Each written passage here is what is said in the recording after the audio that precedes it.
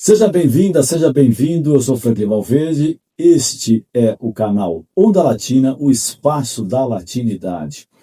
Neste vídeo nós vamos falar sobre Lotus, um disco fantástico, um álbum triplo do Santana, um álbum que foi gravado no Japão e que rodou o mundo e hoje é uma das joias raras da discografia mundial. É fantástico, quem não ouviu ainda, recomendo que ouça. Tem os tocadores, mas claro que, como vocês vão ver no final desse vídeo, a riqueza gráfica, a concepção gráfica desse disco é fantástica. Merece você assistir este vídeo até o final para você ter noção de como que foi a riqueza gráfica deles. E para falar sobre esse disco, convidei, né, mais uma vez aqui, já esteve presente aqui no nosso canal inúmeras vezes, e ele volta aqui a participar, o Fernando Valverde, que é professor de espanhol, baterista da banda Sacha e um pesquisador da música latina. Ele conhece muito sobre o Lotus e vai trazer essa informação aqui para nós hoje, né? Só para dar alguns dados do Santana, que eu acho que é fundamental, de a gente mergulhar no Lotus, né? O Santana nasceu Carlos Humberto Santana Barragán. Ele nasceu em Autlán de Navarro, no México, né? Ele é mexicano, nasceu em 47. Depois ele mudou-se para Tijuana, que é uma cidade fronteiriça com os Estados Unidos, começou a tocar lá.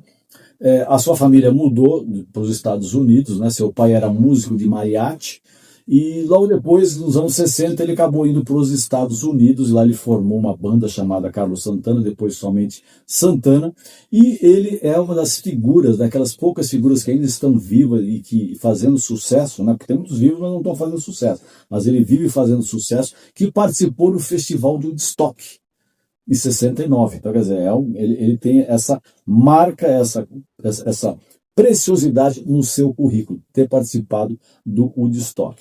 Mas, sem mais delongas, Fernando, vamos falar sobre o Lotus. O que você destaca desse descasso? Bom, acho que para a gente chegar aqui nesse disco, a gente tem que antes fazer um pequeno retrospecto na carreira do Santana, né? Então, como muito bem mencionado por você, ele foi um dos que topou ir pro Woodstock, né? Porque muita gente tinha medo de ir ao Woodstock, com razão. Mas o Santana foi desses que topou e o show dele é incrível. Eu acho interessante que o Woodstock é de 69 e o Santana em 69 tinha lançado acho que um disco e um single. Então a carreira dele estava muito começando. 2 anos depois, ele lança o disco Abraxas, que é um sucesso maravilhoso, com músicas como Oye Como Va, Black Magic Woman, enfim, é um descasso. Acho que o Samba Pati também faz parte. Se eu não me engano, também tá nesse disco. É um dos melhores discos dele mesmo, e é o segundo disco de estúdio dele, né? Eu acho isso muito interessante. O Santana, logo no início, já começa com preciosidades. Aí, ele, se eu não me engano, lança mais 2 discos, e aí em 72 ele lança o disco Caravanserai. E nessa época ele já estava numa busca espiritual muito grande. Nessa época ele estava aprofundado com questões hinduístas, budistas, ele tinha muito interesse pelas religiões asiáticas. E o Lotus pega bem essa época dele excursionando com o disco Caravanserai. E nessa mesma época ele grava um disco com o John McLean, que é o guitarrista da Mahavishnu Orchestra, que também é uma banda de jazz fusion da época muito famosa. E esse disco, Love, Devotion and Surrender, ele também vai tratar desses temas religiosos. E bom, desse disco aqui, o que eu tenho a destacar, para além do show incrível que ele fez na cidade de Osaka, no Japão, é a complexidade do grupo, que eu acho muito interessante que o Santana, ele era quase como um maestro. Então ele tinha, sei lá, acho que eram 3 ou 4 só percussionistas, assim, né? Muita banda faz a carreira inteira só com 4 músicos, e ele, para fazer um show, tinha só 4 de percussão. Além disso, tinha um vocalista, mais um guitarra, um piano, um baterista, enfim, era realmente uma orquestra, né? Exato. E ele ali regendo, e eu acho muito interessante nesse disco a pluralidade também de gêneros que ele traz. Então, para além de grandes sucessos, então você vai ter Black Magic Woman, Samba Pati, Oye Como Va, que são sucessos do Santana, ele acaba... Queen também. Exatamente. Ele acaba incorporando outros sucessos. Então, nesse disco ele tem uma versão da música Stone Flower do Tom Jobim, muito bonita, e também tem uma versão da música Xibabá, do Ayrton Moreira. Então ele sempre nessa pesquisa e busca de ritmos latinos e também global, né?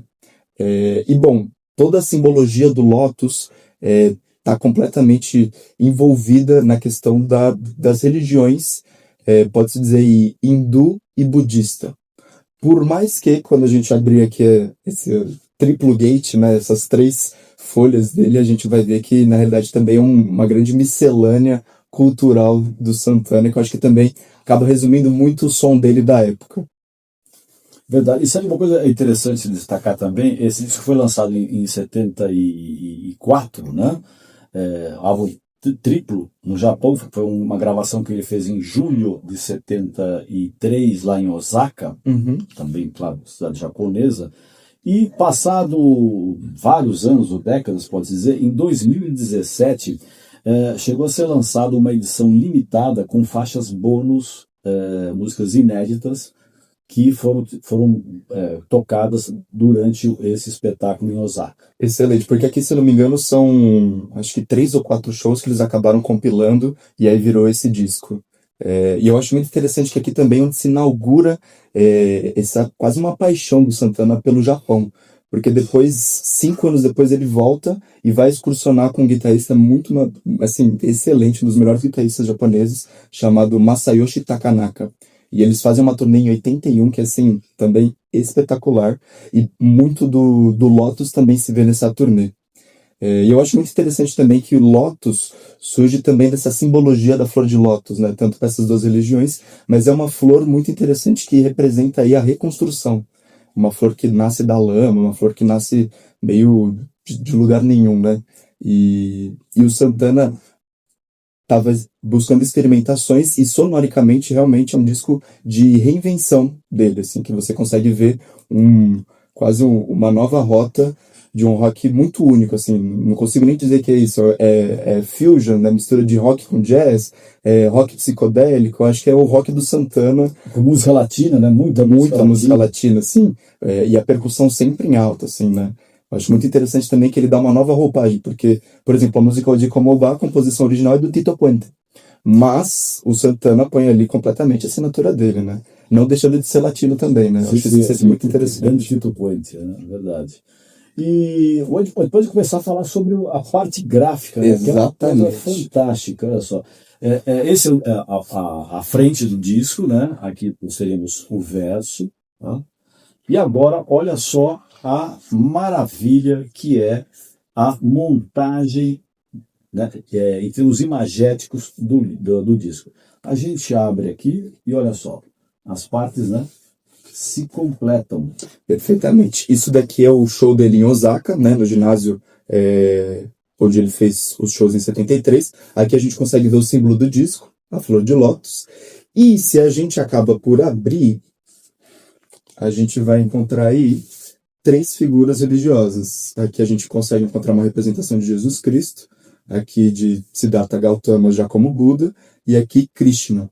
E eu acho muito interessante que também é um disco triplo. Então, se você quiser viajar e entender que cada uma dessas personalidades religiosas representa aí talvez um caminho do disco, você pode entrar nisso daí também. Viagem, né? Exatamente. Eu acho muito interessante. A viagem musical é uma viagem religiosa, né? Completamente. Fé, né? Completamente. Quem fez essa capa é um artista japonês chamado Tadanari Yoko. E esse disco aqui, se eu não me engano, ele tá até no Guinness Records, né, o livro de recordes, porque se você abrir todas as folhas, né, você vai ver que são 22 folhas que compõem esse LP triplo. E existe uma coisa muito interessante que são as folhas internas. Então, bom, para além de você conseguir ver aqui, figurar toda a arquitetura do ginásio de Osaka, você também pode pegar o seu encarte, depois de lê-lo e apreciá-lo, você o abre e você vai contar essas loucuras aqui do Santana, né? Esse é um, né? Exatamente. Ele vai abrindo, né? Vai ampliando, ele vai ocupando um espaço tremendo, né? É uma obra de arte. Definitivamente. A capa do disco é outra obra. Você tem a obra musical e tem a obra gráfica aí, que é uma beleza. Essa é uma, e aqui nós temos a outra. Você teria uma ideia. Que se juntam aqui no meio, né? Aqui, tá? Esse aqui é aquela imagem que completava o estádio em Osaka, né? Onde estava acontecendo o show. aqui uma outra imagem, né? E aqui esta imagem abre, né? Olha só para vocês terem uma noção, né? Como é uma coisa imensa, né? É difícil de juntar. E aqui, se você vai juntar os dois, tem a união do avião, né? Exatamente. Ou seja, é uma obra raríssima, né? Você não encontra mais isso aqui para ser comercializado, enfim, é uma obra que é fantástica, e é importante a gente registrar que música, às vezes, o trabalho que tinha de você produzir um álbum, como se diz hoje, né, um disco, como se dizia antigamente, não era só você pensar na música, você pensava também na parte gráfica, de que forma essa embalagem ia vender esse produto musical. Aqui no caso, não é nenhuma embalagem, aqui é um outro trabalho. O artista gráfico japonês, o Yoko, ele fez um trabalho fantástico, ele está entre os melhores trabalhos gráficos para discos musicais, né? Ou seja, Lotus é um disco para estar